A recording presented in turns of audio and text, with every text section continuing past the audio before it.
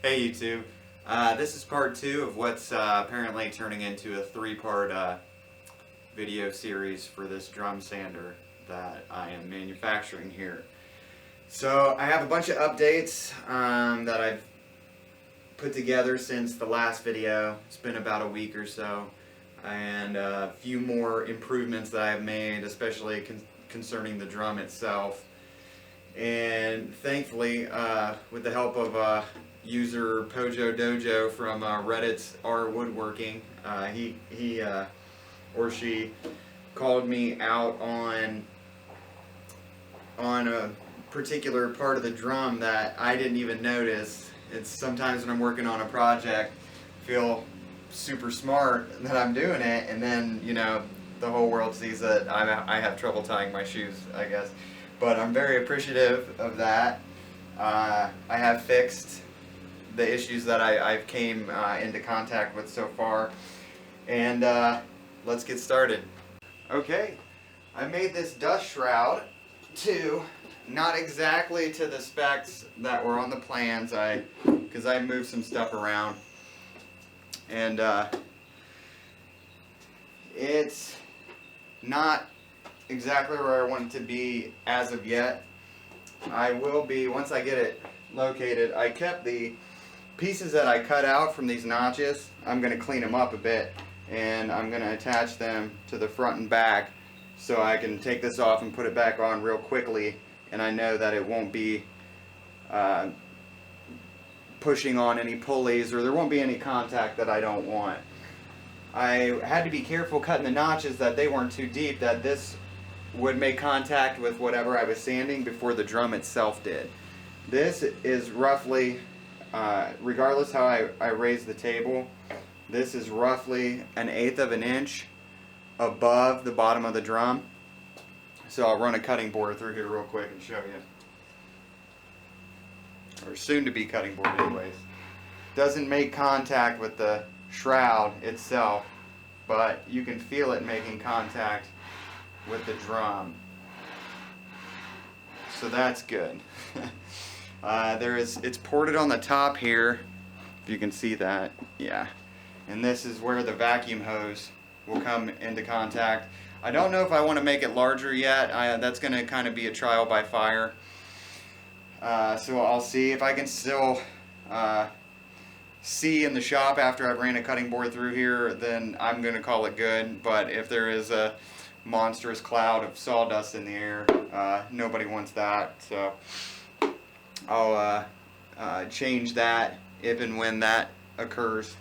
Okay, one of the first issues I encountered was the set screws that I put in to the to cap the drum and to rest on the shaft. Sorry, the set screws I put in here to rest on the shaft were only on one side of the drum, so I have changed that to have 4 of them now, and to have them flush for even distribution of weight. And if you notice, there's no more writing on here.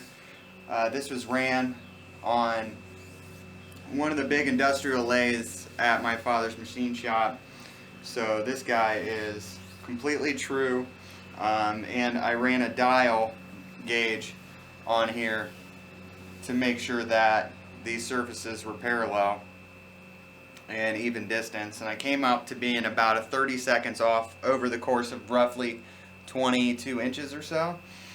So that for my purposes, that's outstanding. I don't work for NASA, so my tolerances are pretty low as far as manual machinists are concerned. Now, I've had a few questions about how to get the, or how this was mounted and how this was put in here.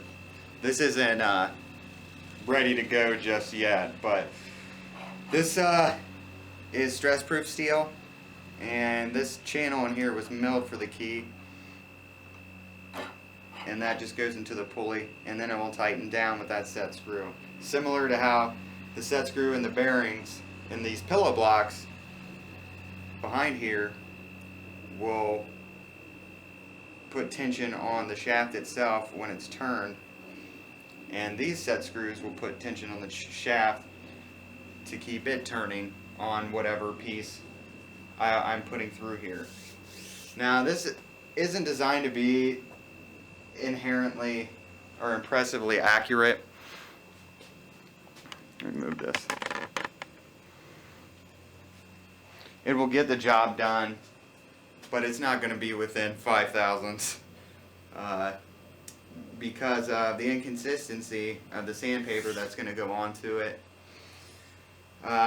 This is, for me, I'm using this to push through or push a butcher's block or a cutting board through and get the majority of the glue and the glue off, and then do the majority of the evening, and then I can come in with 220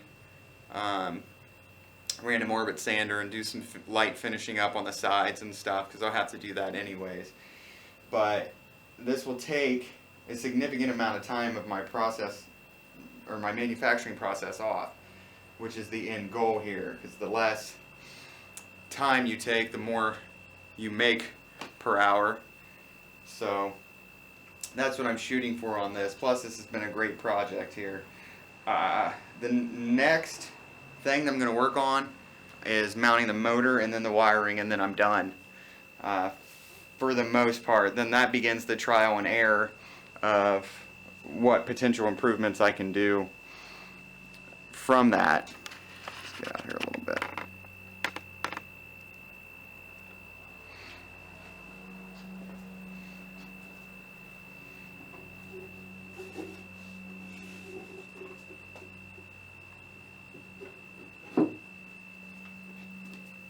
Like a glove. Yeah, so far I'm happy with how this has come out.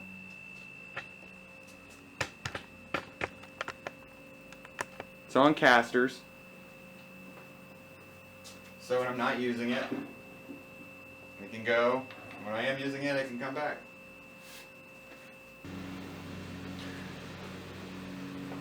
Okay, I've had a few people actually ask me about the cutting board that I had in the last video, and this is it, relatively finished. I'm still waiting for the mineral oil to sink in and then do some beeswax finish on it. But basically, it's relatively simple.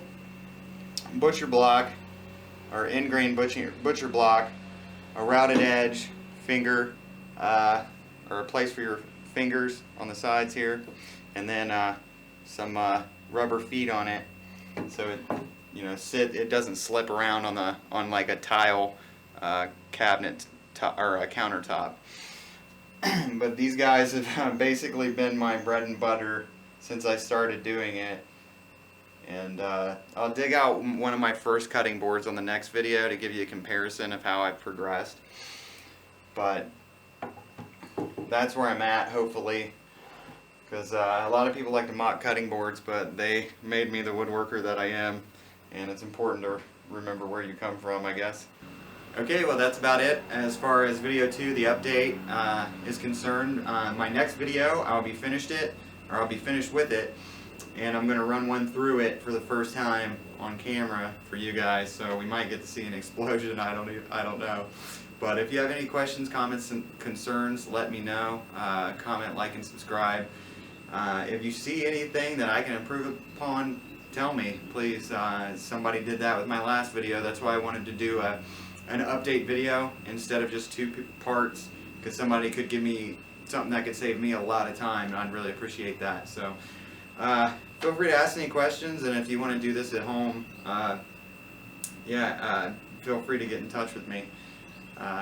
So anyways, I'm Seth, and thanks a lot.